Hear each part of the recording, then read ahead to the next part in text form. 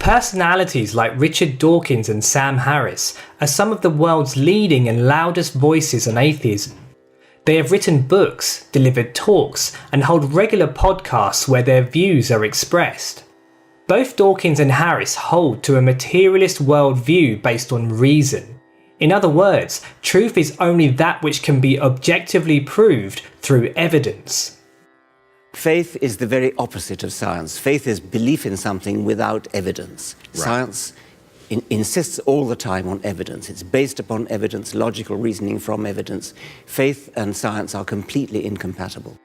As a result, the idea of an all-powerful personality who creates and controls this universe is rejected as either false or at least highly unlikely. According to them, science alone is the means by which we can determine what is worth believing. Christians and Muslims who believe their religion is the only way to truth also base their faith on evidence. Christians attempt to prove Christ's resurrection as well as the reliability of the Bible. Muslims try to prove the miraculous nature of the Quran. Because Christianity and Islam look to use objective evidence, they are playing on the same platform as atheists. But where does Hinduism fit into this debate? Scientific knowledge can be found in many writings of the rishis, and in recent times attempts have been made to validate their statements through quantum theory. But in reality, science is not the basis upon which Hinduism makes its truth claims. Truth instead is founded on one's direct experience of the divine. It is based on realizing firsthand the declarations made by the great masters. They have laid down a testable hypothesis about reality and a method of how to perceive it, which can be verified by our own realization. Despite Sam Harris's atheistic stance, he does see substantial truth in the teachings of some of the Hindu masters. There are Gyanis who see God as nirguna, which is the divine devoid of a form, personality, or indeed any qualities at all. To know this God is to have the realization of our true self beyond the mind. Harris agrees that through meditation and contemplation, one can move to a state where we see that our ego-centered identity is an illusion. I'm not arguing that consciousness is a reality beyond science or beyond the brain, or that it floats free of the brain at death. I'm not making any spooky claims about its metaphysics. What I am saying, however, is that the self is an illusion, the sense of being an ego, an I, a thinker of thoughts in addition to the thoughts, an experiencer in addition to the experience. But it would be fair to say that both Dawkins, Harris, and other atheists would not lend the same respect to Hindus who see God as Saguna. For these Hindus, God is a transcendent person, the creator and sustainer of the universe. He answers prayers, delivers grace. He even incarnates on earth in a variety of forms to destroy evil and bless devotees. None of this makes sense to any atheist. Without evidence, these ideas are perceived as primitive, irrational superstition. At best, childish beliefs to help people cope with life. Having said this, although it would be quite difficult to convince someone like Sam Harris to actually become a devotee, it is possible to make him appreciate that the Bhakti path does have a rational philosophy behind the practices and beliefs. The first thing to understand is that unlike Christianity and Islam, these Bhakti traditions are not claiming to save anyone from eternal damnation. Instead, they are a methodology to take us to a higher transcendent state. The second point is that the Bhakti teachings are not looking to satisfy a materialistic scientific worldview. Science develops facts based on testable evidence in this world. It aims to draw accurate conclusions about the nature of our environment. The devotional philosophies, however, are not focusing on delivering material facts. They are instead looking to take the seeking individual to the ultimate meaning of existence. The sincere seeker of truth understands that ultimate happiness cannot be found in this material world. Almost all Eastern spiritual philosophies declare that life is suffering. Even when we do experience pleasure, it is sure to end. And even if we have the most successful life possible, we will inevitably have to face death. This idea is not the product of some depressive worldview, but rather an immense maturity that sees the limitation we are faced with. There comes a point where the toys of this world no longer make any sense. Once this realization acutely hits us, one has a choice: to try and make the best of life as it is, or to seek the possibility of attaining something beyond. Broadly speaking, the Hindu devotional masters state that there are two ways to transcend suffering. One is to realize, as Sam Harris acknowledges, that our ego self is an illusion. The other way is to reach the highest meaning to our existence, which is described as a state of supreme love. This love, or prema, is not some peak emotional experience. It is not based on affection, attachments, and infatuation. It is not just about having well-being, peace of mind, or even any kind of empowerment. This love is eternal, ever-expanding, untouched by the ways of the world. But the masters do not speak of it merely in terms of a state of consciousness, but rather as a loving relationship with a personal God. While someone like Sam Harris might entertain the possibility that such a state of love exists, he definitely would not believe in a conscious deity without evidence. As a result, to an atheist, God has to be explained in a different way. The highest value, you have a hierarchy of values. You have to, otherwise you can't act or you're painfully confused. You have a hierarchy of values. Whatever is at the top of that hierarchy of values serves the function of God for you. Now, it may be a God that you don't believe in or a God that you can't name, but it doesn't matter because it's God for you. And what you think about God has very little impact on how God is acting within you, whatever God it is that you happen to be, let's say, following. This idea has a parallel with Krishna's words in the Gita. Krishna explains that our nature, or svabhava, dictates which deity we'll be drawn to. For some, the highest thing in life is their family and relationships, so this becomes their deity. For others, it is material success, wealth and prosperity. And then there are those individuals whose svabhava causes them to long for the highest meaning to their existence. These are the ones who reach the Supreme Lord.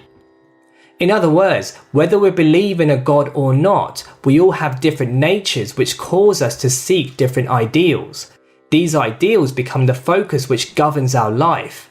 From this context, the sincere devotee is one who is searching for a transcendent love that is unchanging and untouched by any worldly experience. This love is one, but can be personified in a variety of ways. For the Shaivites, it is Shiva, the great and merciful yogi. For the Shaktas, it is Devi, the all-compassionate goddess. And for the Vaishnavas, it is Vishnu, Krishna, or Narayana. Within the Bhakti path, achieving the supreme state of love is the same as realizing our highest relationship with our chosen deity. This state of love does not exist within the physical world. It cannot be reached through analysis, objective evidence, or reason. The mind which is bound to this material reality is stuck on one side of the bank. To cross this river, a completely different methodology is needed. The various beliefs and practices in the Bhakti traditions are a boat specifically designed to take us across this river. This involves ploughing the depths of our subjective personal experience. As we do this in the right way, the masters tell us that we will eventually reach the ultimate state, which is beyond both our objective and subjective experience. This methodology consists of developing intense one-pointed devotion to our chosen form of God. The practices include listening and contemplating on the pastimes of that deity as outlined in the devotional scriptures. It means learning the philosophy and teachings of the great saints. It involves chanting mantras and meditating on their sound vibration, being with like-minded devotees who strengthen and further our desire for the goal. It involves temple and ritual worship, which allows us to physically participate with that form. Above all, if possible, it means taking the guidance of a true master who is able to tangibly demonstrate what this love actually is. This whole process invokes a higher taste that takes us away from mundane meaning in the material world and deepens our experience of something beyond.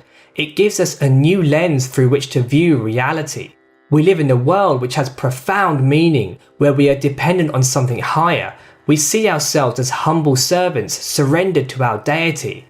Depending on the sincerity of our svabhava, we cross further and further along until we attain that perfect transcendent love relationship with our deity.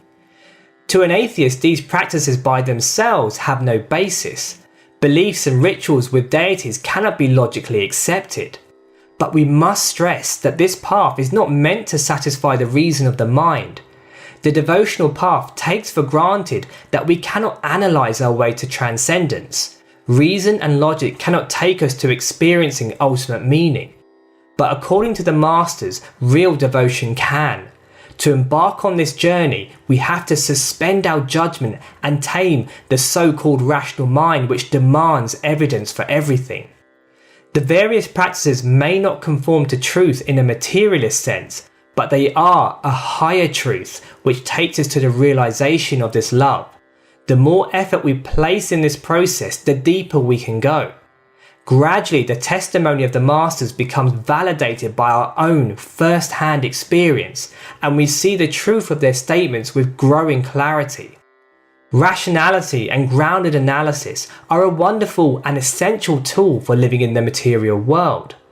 But if we are daring to venture beyond, then it can end up being the very thing holding us back. The incessant demand for proof hinders our progress. Just like the beauty of a rose cannot be seen by cold analysis, the more we analyze meaning, the more we try and work out love, the less deep we can go.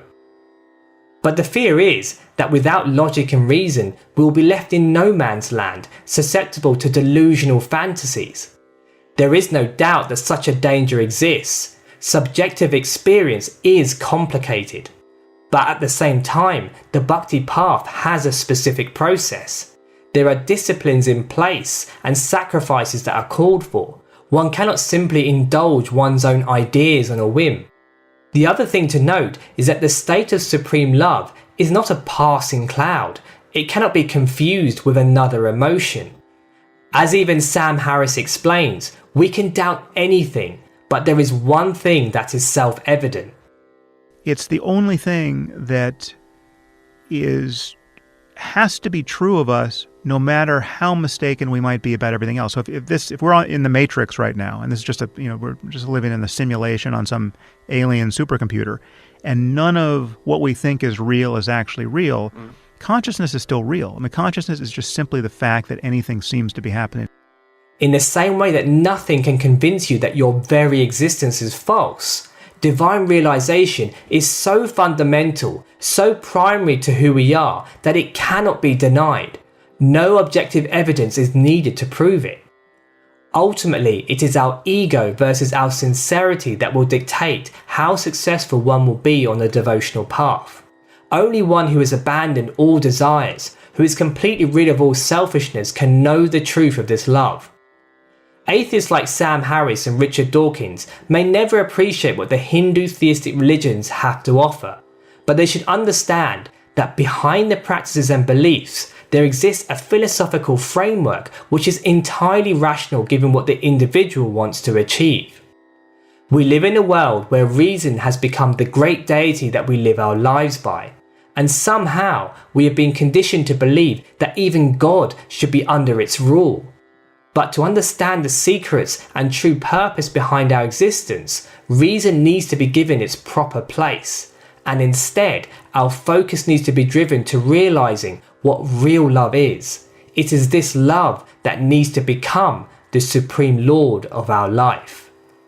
Many thanks for listening.